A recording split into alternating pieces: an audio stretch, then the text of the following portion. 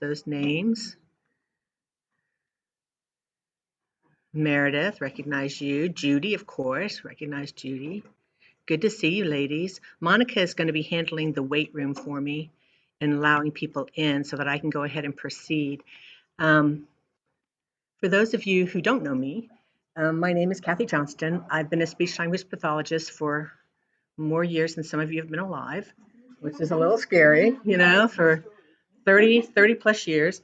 I am licensed in Kansas, Missouri, and Oklahoma.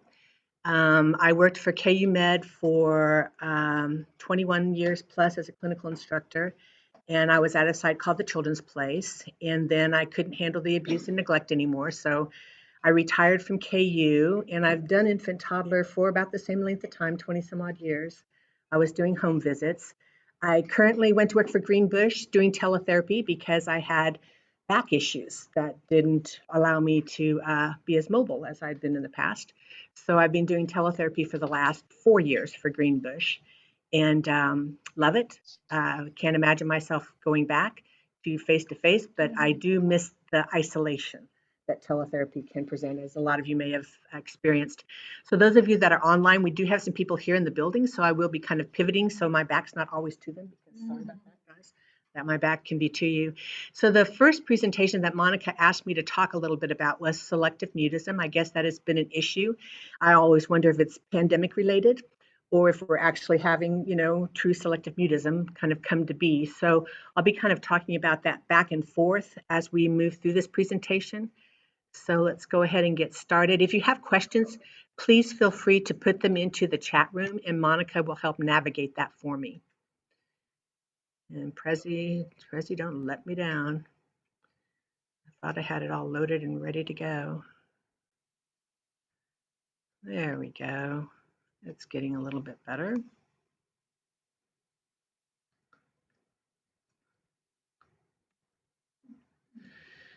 Oh, shoot, Monica, I lied. Maybe I do need speakers. I don't know. Let's see if this plays out.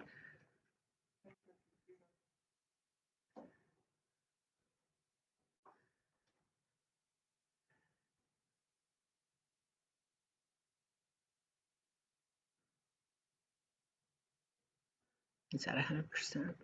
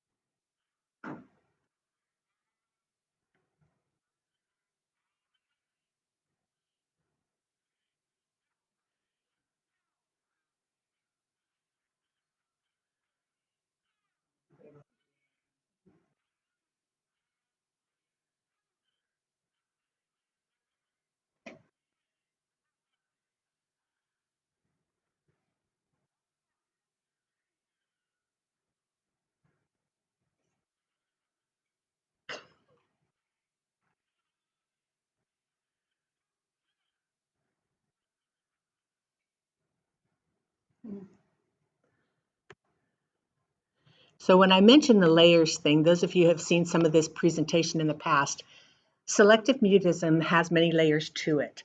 It's not just one diagnosis that will fit all children that are exhibiting these different characteristics. There are lots of different layers. And the questions that I've been getting since the pandemic are not necessarily what I would call selective mutism, but more of a lack of exposure. And some of these children, depending upon their temperament, maybe have a little bit more shy and reserved temperament. And because they are more shy and reserved, not being exposed to other children is a very traumatic experience for them when they are finally exposed. So it's not like I'm seeing true selective mutism according to the DSM diagnostic criteria, but more a lack of exposure. So kind of keep that in the back of your head as we kind of move forward. What I hear from my adult clients that truly have selective mutism is more of a feeling of being trapped, that they have the language skills in there, but they're just not able to use them when they need to use them. Some of my older children feel like that this has happened with them since they were a very young age. And their parents will say that as well, that they exhibited these issues when they were 2 and 3 years old, starting into daycare, starting into a preschool setting. So an individual's pattern of mutism can vary greatly. Some children or adults never talk even outside the home. Some will talk, but only at a whisper. Some speak, but only to certain people, like they will speak in school, but only to this one teacher, and they won't speak to other teachers. The individual has not elected to withhold the ability to talk in all situations. Rather, the individual selects situations and people with whom they verbally communicate. Some of this, again, is trust related and relationship building. Children with selective mutism typically do not speak at school, which is why we usually get called in, which interferes with their academic success. Children with this disorder sometimes communicate via non-spoken or non-vocal means, pointing, writing, that kind of thing. Prevalence, basically we feel like 1% of the children being seen for behavioral issues have selective mutism. So it's a very rare issue. It's not something that we see on a regular basis. So if you've got a caseload here and you think you have 2 or 3 children that have selective mutism, probably not, okay? Selective mutism does appear to affect females more than males, but again, I've seen that ratio flip somewhat with some of the newer research coming out. They say that a higher rate has been noted in immigrant children, and I always wonder if this was more second language acquisition issue in the silent period and not necessarily due to being an immigrant child. So again, it's got layers to it. It's not just one thing. The DSM-5 criteria, and I think I'm going to be able to pop up closer here, that you show consistent failure to speak in specific social situations in which an expectation for speaking exists, despite speaking in other situations. Disturbance interferes with achievement. The duration is at least a month. So if it just started, we're going to do a wait and see. Failure to speak is not attributable to the lack of knowledge or comfort with spoken language. Disturbance is not better explained by a communication disorder, fluency, ASD. It doesn't occur exclusively with other populations.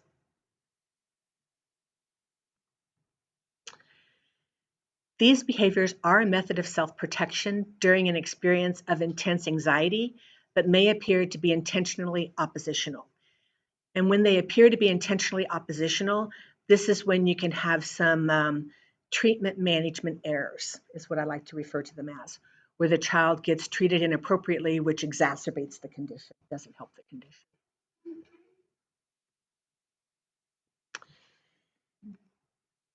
Let me back up. When you look at ASHA and you would go into the service portal at ASHA, they talk a lot about social anxiety, social phobia, selective mutism.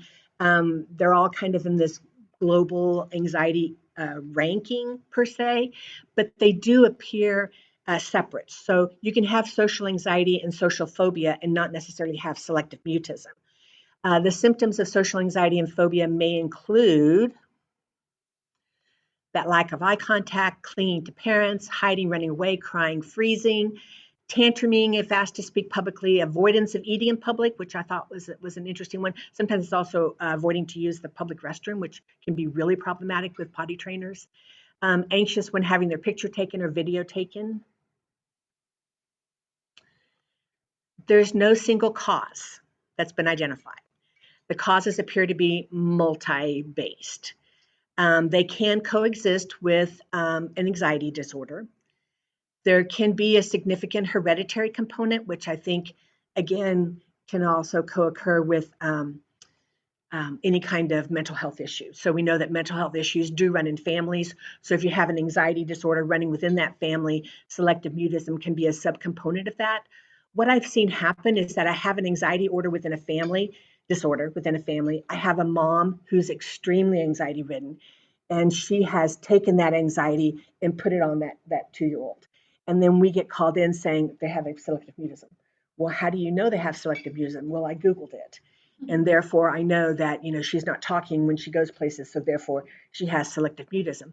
And so that mother with anxiety feeds into the anxiety of the 2-year-old, which again can exacerbate the situation. So it makes it challenging for us as speech paths because there is a multifaceted approach to a child who is actually suffering from selective mutism, and it doesn't just fall on the speech path's shoulders. It falls highly on our behavioral specialists as well, behavioral health. When I've been called in to do an assessment, I do try to meet the child in a neutral area. Some of the assessment happens even before I even see the child, so I take that really inclusive case history. I talk a lot with the families. I have the families videotape me and send me videos of the situation so that I can see what the parent is seeing, because you don't want to discount what the family is seeing at home. That would be probably one of the worst things you could do, would be to discount it, because that's only going to increase the family's anxiety. So you want to make sure that you're open and you hear what the family is telling you, and that you're open to their perspective on things. And then you try to take another perspective for the child's viewpoint as well to help you. So that I always do a cognitive assessment of some kind. Sometimes it can be something as easy as nonverbal if we don't think that cognitive is going to be an issue. But you want to make sure that you rule in or out other things that may be co-occurring with the selective mutism at the same time. So a full language battery is also highly recommended. Are we dealing with a fluency issue? Are we dealing with a speech sound issue that we need to be talking about? Are we dealing with a child with autism spectrum disorder that the parent would rather have you call it selective mutism, because that sounds a lot better than ASD.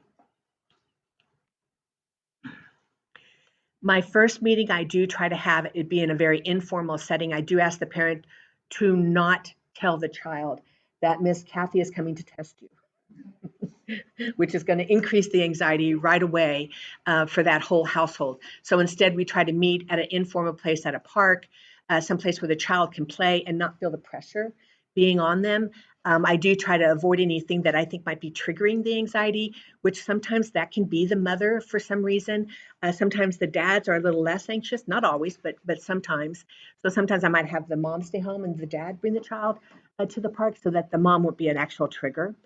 I do try to avoid eye contact with the child. For some reason, eye contact can be a trigger, and that the child feels demand put on them. They pick up on those nonverbal cues, which, unlike a child on the spectrum who would not pick up on that, these children are always looking for the nonverbal cues. What are you going to do to me next? And if you look at them, oh boy, that immediately tells them that you're going to require something of them. I do encourage that joint activity with gestures. So I might just put crayons out at a table and I just might start coloring, but I wouldn't necessarily say, come over here and join me in coloring. Instead, I would just have the crayons there and be coloring next to the child. Um, Painting is always a great activity because children love paint and they feel like it's something special that they don't always get to do. So if I have paint, I can always pull that out. That can be a really good way to engage the child. And then I do a significant amount of self-talk and reflect, and I try to stay calm when I'm doing it. So I talk about what I'm doing. Oh, I'm coloring this girl's hair purple. I think it would be so silly to color her hair purple. Ooh, I see that you're coloring yours green. And then I just kind of move right on, slowly trying to pull them into my play. But self-talk is a great strategy that we can use as speech paths. If we are pretty much sure that we need to be having some kind of treatment mode in place for the child other than typical development, I do go back a lot to promoting first relationships. So those of you who are familiar with promoting first relationships and have been here long enough to have that training, I know Susie has. Casey, did you ever have it? Sue had it.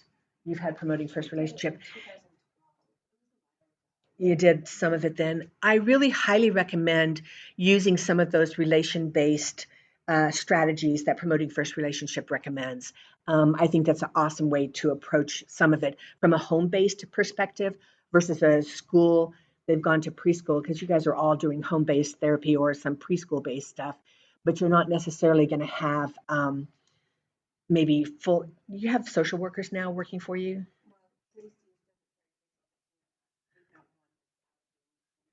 I would highly recommend that if you feel like that this is a possibility, that you pull Hannah in for a joint visit with you and talk about that with her prior to going, that you have a meeting in advance and you talk about what it is you're seeing within the home environment and ask her input on that. She may be aware of some of these behavioral approaches and may not be aware, but that would give her time to kind of come up to snuff on some of it if it's needed. Behavioral approach is the treatment that's recommended for early intervention. The key is getting them as early as we can and doing that team approach. So if I'm at a preschool and I've got the child who talks at home but doesn't talk at the preschool, and I go into the preschool and it is chaos, which all of us go into those chaotic preschools, right? Some of them we refuse to go into anymore. Well, at least I do anymore. But I mean, that name would come up at team meeting, and I'd be, I'm not in that preschool. And, we kind of look at each other, and whoever is the short straw has to be the one that has to go into them, because we know that they breed anxiety. There's not enough toys for the kids to play with. It's the strongest survive. So if you have a child whose temperament is a little bit more reserved, and they're in there playing with a toy, and some other kid comes and takes the toy away from them, the child's not going to stand up for themselves, because more than likely they're going to get hit if they do, or bashed, and they're not going to be able to get the toy back. So they just withdraw to themselves and kind of pull away and go some other place. And then the preschool teacher says, oh, look, see, they're not talking. So then you try to look at behaviorally what happened prior to them not talking. And so you come into that whole contingency setup, what's going on with the child, and can you make the preschool teacher or daycare provider aware of what's happening there. And sometimes awareness is just where you have to start, because they are not aware. Obviously, they think that this is something that you're going to come into that preschool and fix. And it's not going to be something that we're going to be able to go in there and fix. It's something that we're going to need their help with in managing. So that contingency management, positive reinforcement, shaping, and sometimes I go all the way back to augmentative. And that is totally fine when you have a little preschooler, that you give them a little picture strip of eat, toilet, play outside, help me, and they can pull that little card off and hand that to their daycare provider. Oh, look, you're telling me you need help. What do you need help with? Come show me. And then immediately they're recognized, and that tangible seems to be very helpful for these kids, and I'm not requiring that they try to talk for me. So keeping that in the back of your mind as well. The SCAT is a formal program that those of you who've heard this a little bit before in the past, they took the pragmatic approach and packaged it really well, and they're selling it, and they're making a lot of money off of selling their program. It has a stage of acceptance to it that I think has been important for me to realize, that you can go through these stages pretty quickly, or you can get stuck in one of the stages. So the 4 stages of progressing from stage 0, which is totally non-communicative, to a nonverbal stage, to a transitional verbal stage, and to a verbal stage. And then this ritual sound approach is kind of a part of that transition into the verbal stage, where you ask the child to make a sound, and that's kind of shaping that sound then as you move forward. Sorry, there's a better up close and personal picture of that. Non-speech sounds are a part of the program, depending upon how the individual can respond. So if they do a raspberry as a protest, we accept a raspberry as a protest, kind of thing was what I mean by nonverbal, or I mean non-speech.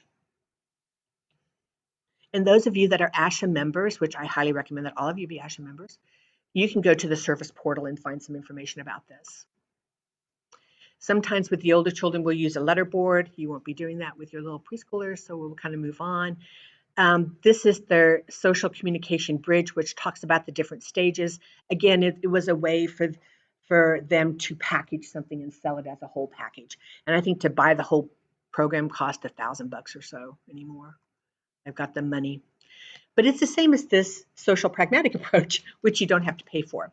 And it simply begins with participation in social activities from a nonverbal engagement, advancing to the full goal of verbal participation. Sometimes I start with the small groups, and that helps. Sometimes I'll start, of course, with outside play, because there's less demand on a child during that time, and the child feels like they can elope and escape from you. Whereas if they're in the classroom, there's a little less ability for them to get away from us. But by nonverbal, I mean pointing, gesturing, head nods, reaching, touching, shoulder shrugs, as well as those picture strips help. On the verbal, from the non-speech sounds to using words. Once you're at a word level, considering that pragmatic function. If you have a child that truly is suffering from selective mutism, sometimes I try to jump stages and jump to get to my end result. And when I move too quickly with a true selective mute, that child pulls back even more, and I have to start all over again. So I do kind of warn you about making sure that you proceed with caution. The times that I've been called through infant toddler to go into a home with a child that the parent was sure had selective mutism, the parent wanted to immediately jump ahead.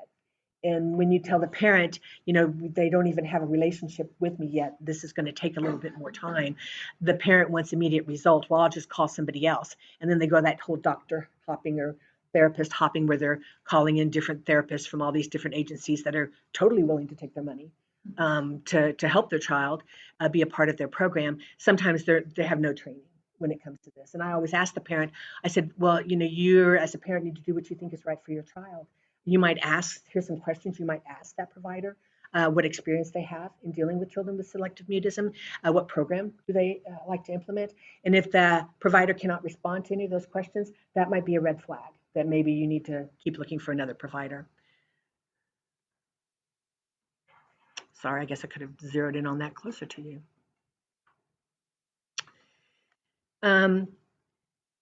When we look at the pragmatic aspect of language, and for speech paths, this is going to be pretty easy to think of for those of you that might fall into another realm. Inform your other providers of this.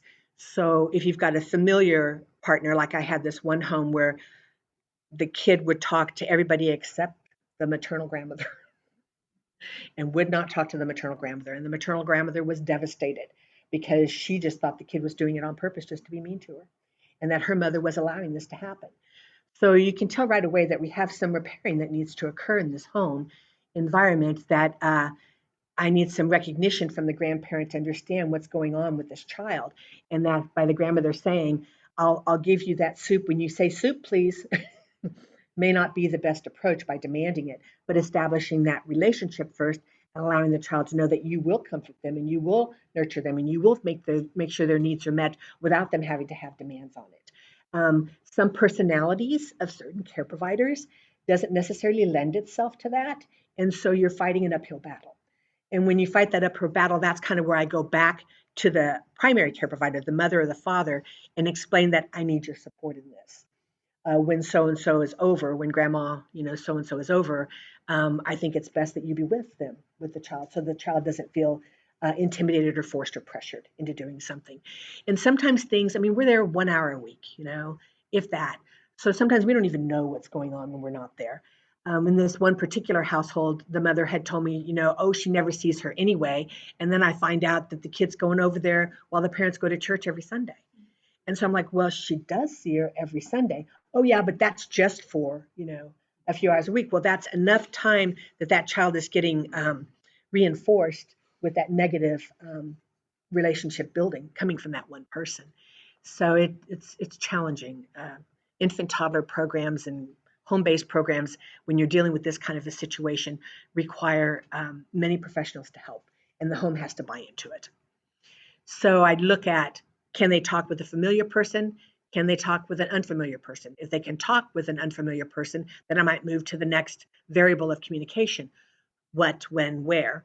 If they can't talk, then that might be the next thing that I open up is, oh, now I'm going to have them non-verbally interact with this unfamiliar person. And then once they're able to non-verbally interact with that unfamiliar person, then I'm going to bump that up to a more of a verbal approach where they have to kind of do something more to engage that child. Managing conversation, multiple turns back and forth, repairing conversations. I don't know if you're going to have a lot of that at an infant toddler level. You might, and then you might not. But being able to take that other person's perspective, again, you probably wouldn't have that as on an infant toddler basis.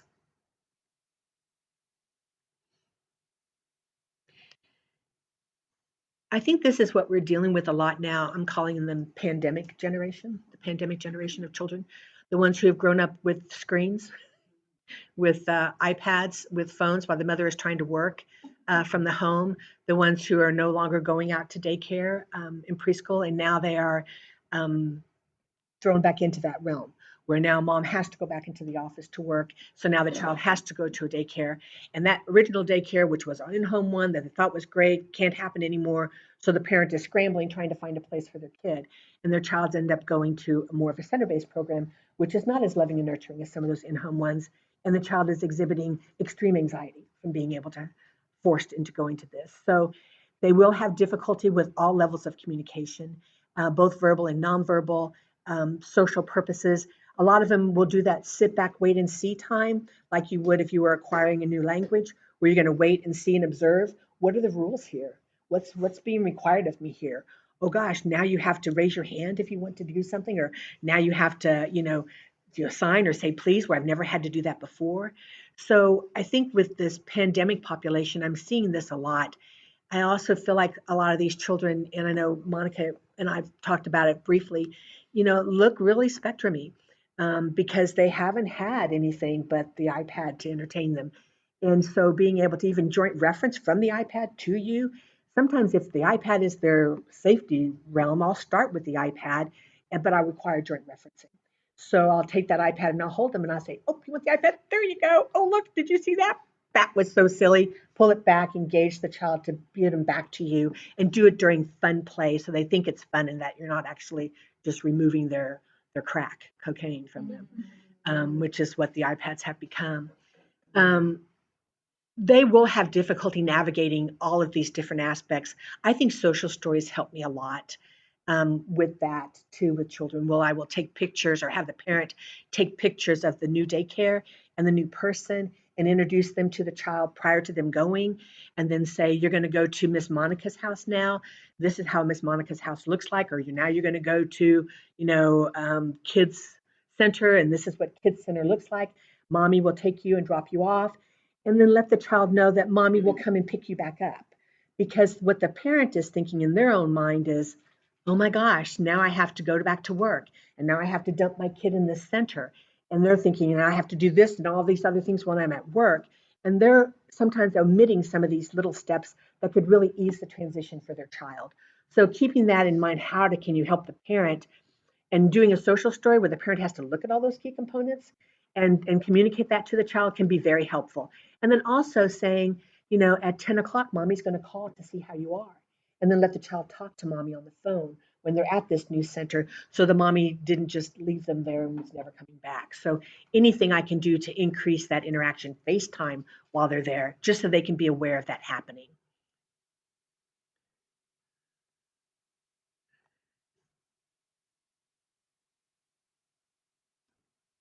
That matching to the listener, I've talked quite a bit about in the past. So if I have a child who's really anxious, I will probably start out at that anxious level myself and then be pulling myself down into a purposefully calm mode. And then that can also in turn mirror what I want the child to do and have the child kind of calm as well as I'm going through that.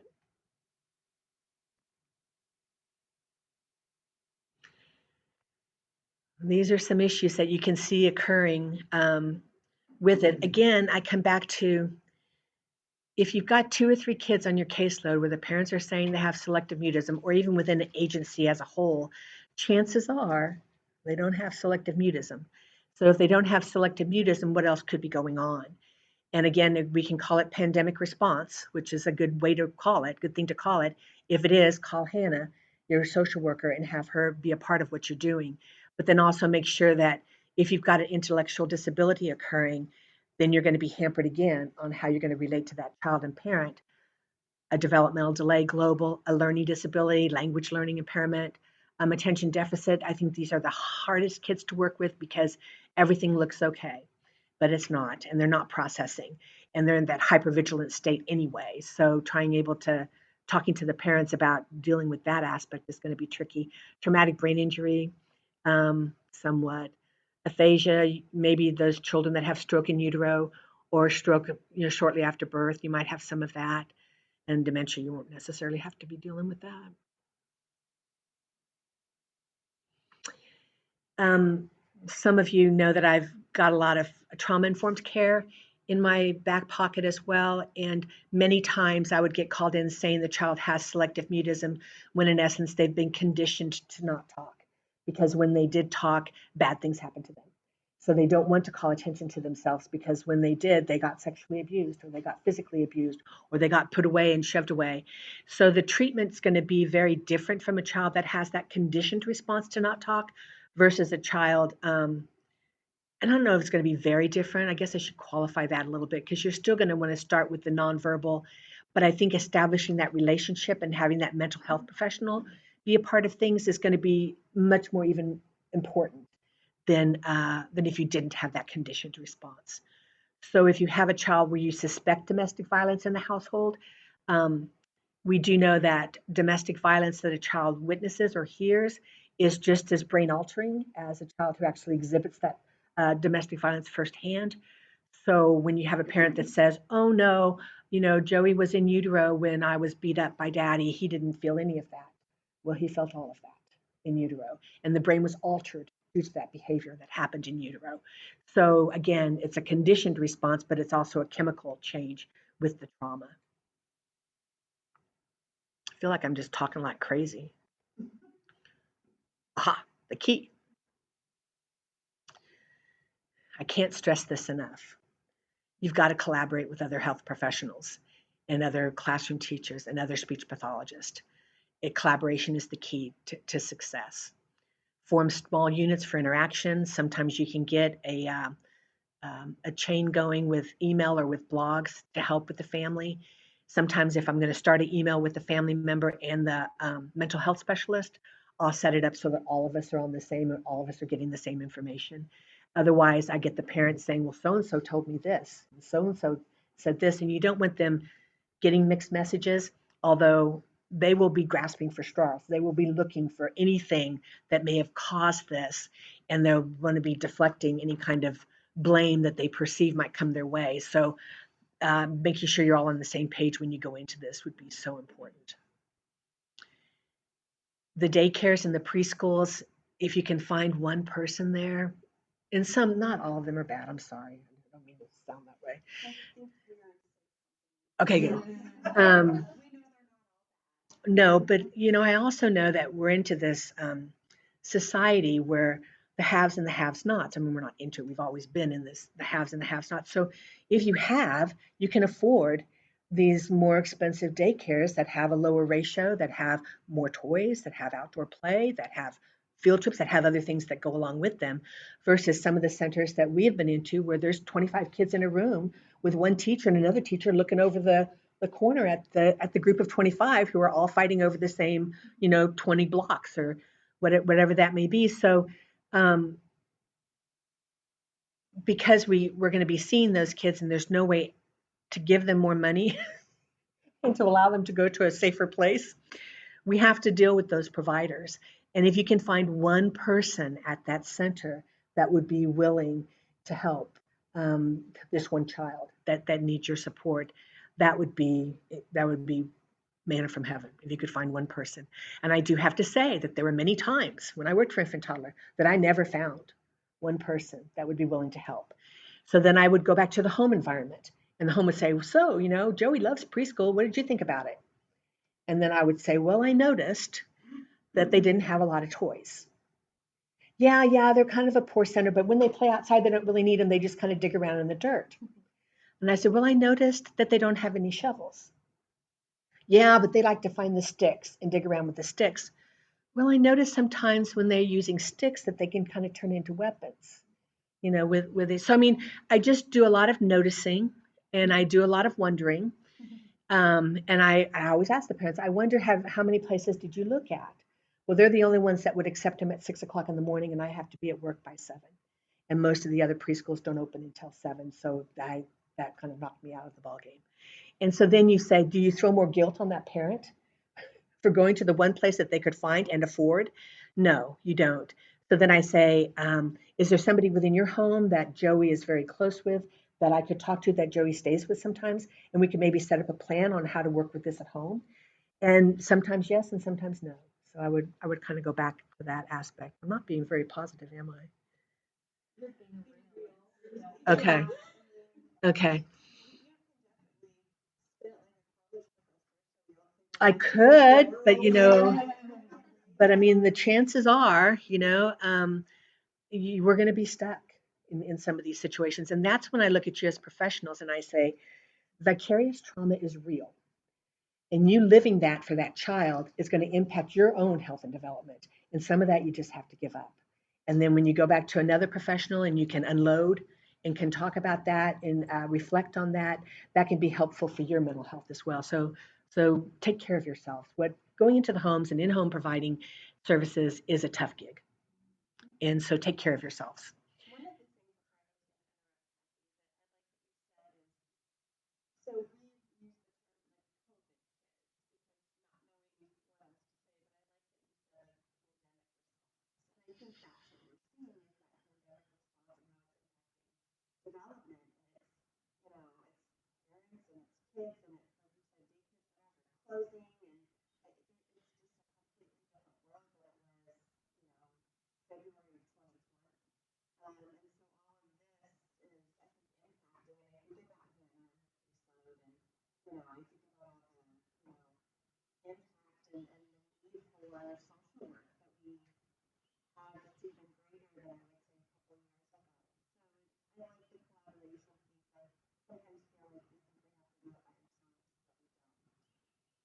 And we can't. I mean, you just can't do it by yourself. You've got to rely on support. If you try it by yourself, you'll burn yourself out. You know? And you don't want to do that because we need really good in-home providers. We don't want you to feel burnout. Um, when I think about language matters, COVID kid versus pandemic response, language does matter. So think about reframing some of that too.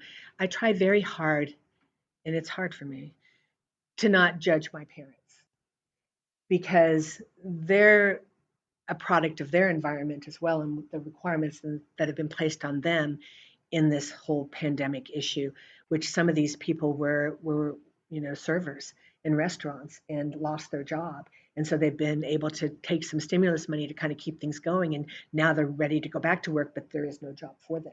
So they're having to retrain themselves or reposition themselves in the workforce, which has been hard for them. They feel depressed and for good reason.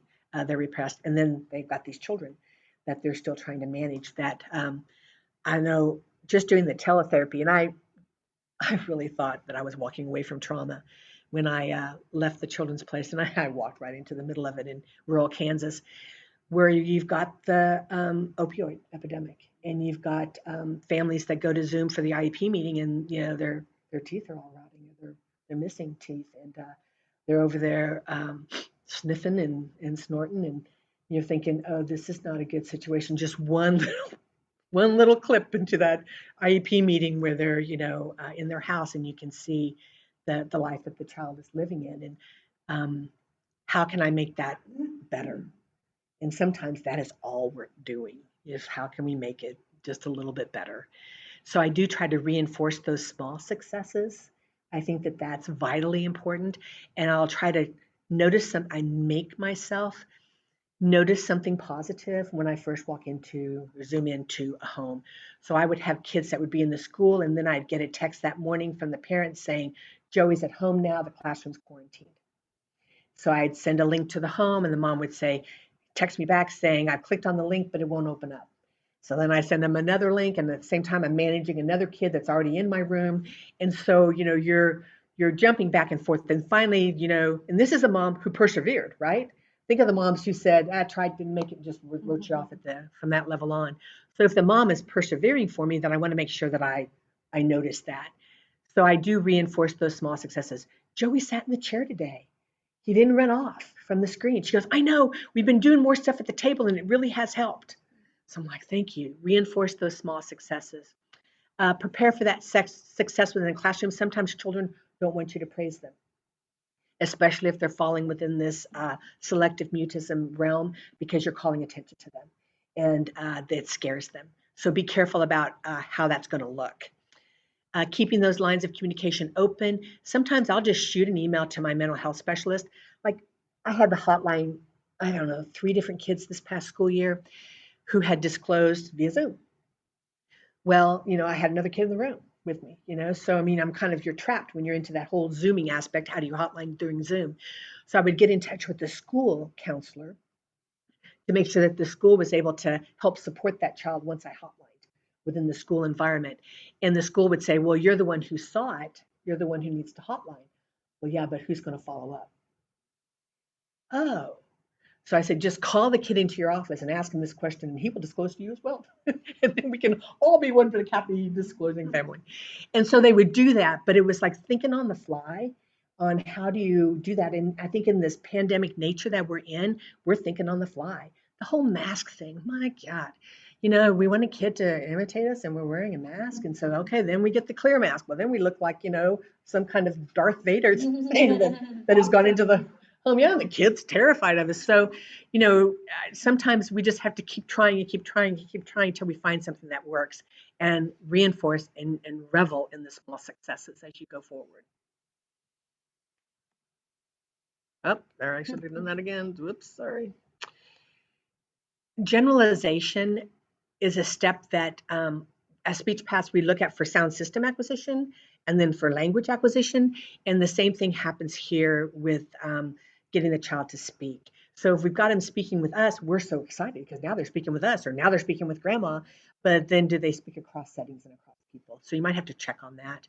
With the older children, I will ask them and then rate their level of difficulty and then talk about what our plan is moving forward. With the younger child, you're going to have to ask the parent.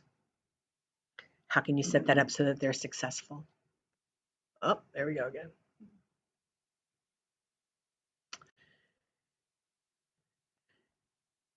We know how to scaffold, right?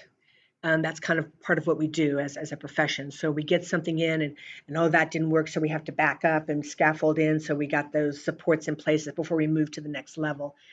Keeping that in mind that sometimes the tiniest little change is huge for that child or for that family. So I always ask the parent, are you okay with this? Are you okay with us doing this? And kind of get their input from the home perspective.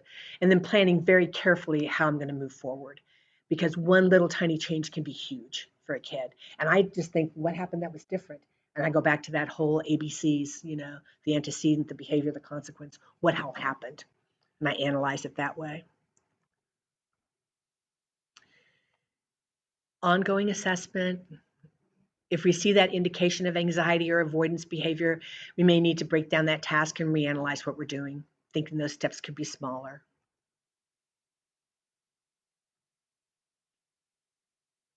It's an onion. Selective mutism is not an easy thing. It's got layers. And like I said, the chances are you guys aren't even dealing with it. But if you've got a parent who thinks they are, then in essence, you are dealing with it, but maybe not at the therapeutic level that you should be. And then call in your mental health specialist to help you because the prevalence is just so low. It's such a rare thing. And then the ASHA portal is where I got a lot of this information. But even if you would Google some of the SCAT, you can find a lot of resources on that one as well. So, selective mutism in a nutshell. Questions?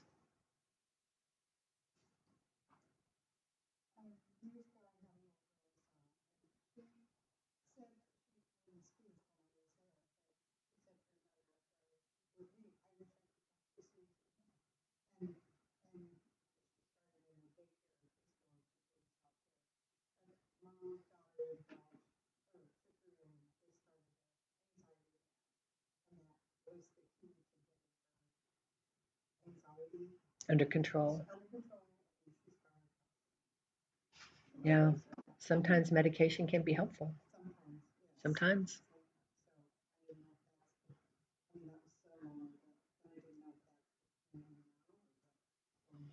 You do have an extreme group of individuals, of which some of them I'm sure are parents, that are anti medication, vaccination, and yet they also seem to be very high in the anxiety realm at the same time. So, I'm always careful about how I approach something that I don't alienate that family and make sure that I keep the lines of communication open. And so I will ask, would you like to hear what some other families have tried who have exhibited some of these same issues?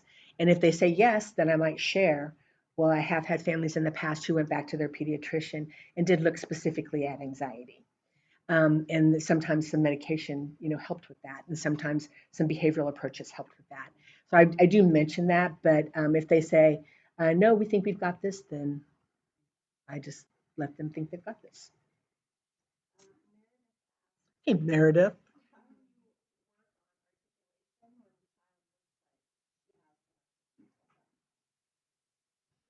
I go back to that. If you feel like that you're dealing with that level of anxiety, and should I talk here to Meredith? Should I talk there to Meredith? You're not going to be able to to get the child to imitate you. So you're not going to be able to work on that. I asked the parent to videotape. Did you have them videotape for you so you could see what sounds the child is not making? And if the parent did videotape and you're able to isolate that, then I would look at what words you can build into the routine of the child that would incorporate those sounds. And I would do a training of the parent to implement that program because you're not going to be able to directly work with that child if they're not going to talk to you.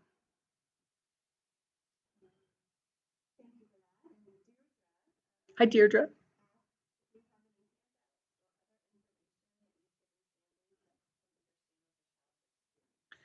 I go back to the promoting first relationship handouts. Those are phenomenal handouts.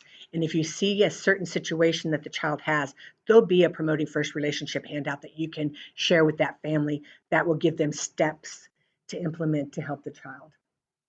I would go back to those.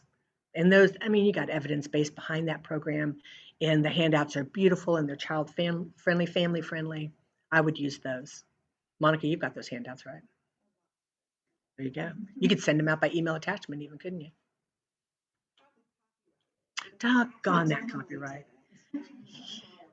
Yeah, for those who don't have them, on. But I still to this day use promoting first relationships a lot with my younger families or younger children. Excuse me. I just think that's a evidence based approach.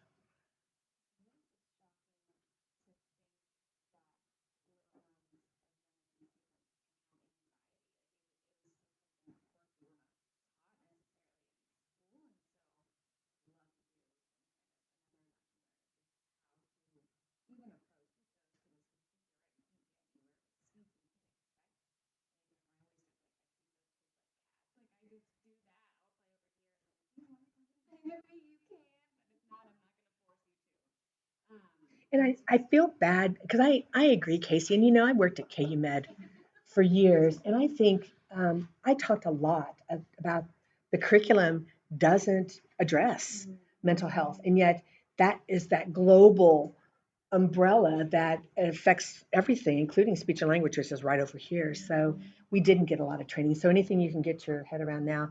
I mean, the infant mental health endorsements are huge, and I know you've got reflective supervision that's available even now for that. And going down that pathway, I think, is where I opened up a lot of my mental health lenses, got broadened a little bit. And back in the day, I mean, you didn't talk about mental health, she's crazy. That was kind of how we dealt with it. It was the crazy word. Well, now, there's other words for that. But I'm sure that all those symptoms were evident back then. We just didn't have verbiage to put to it.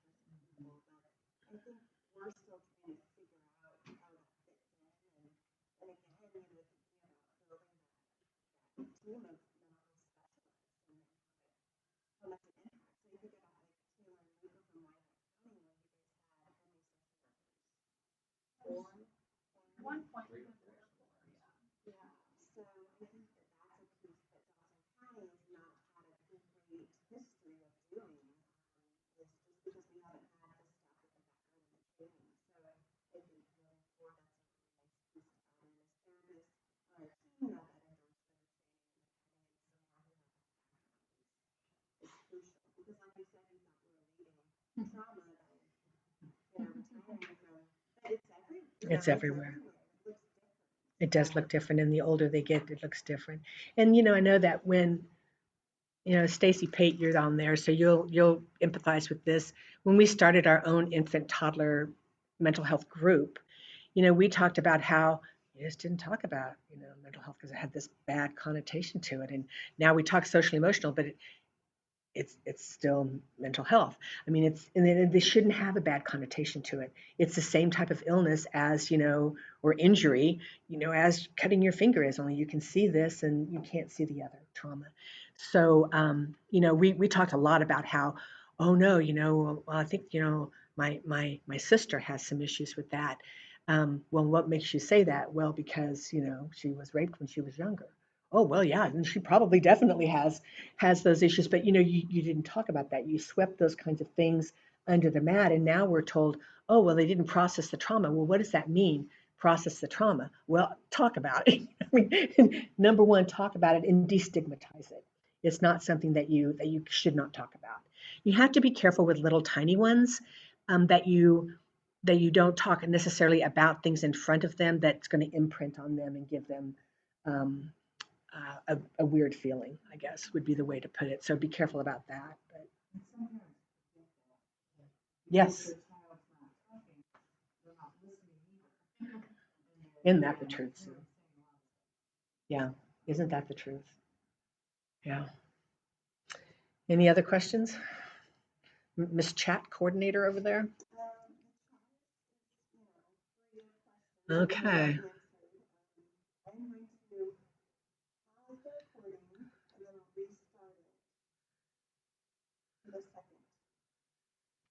Okay.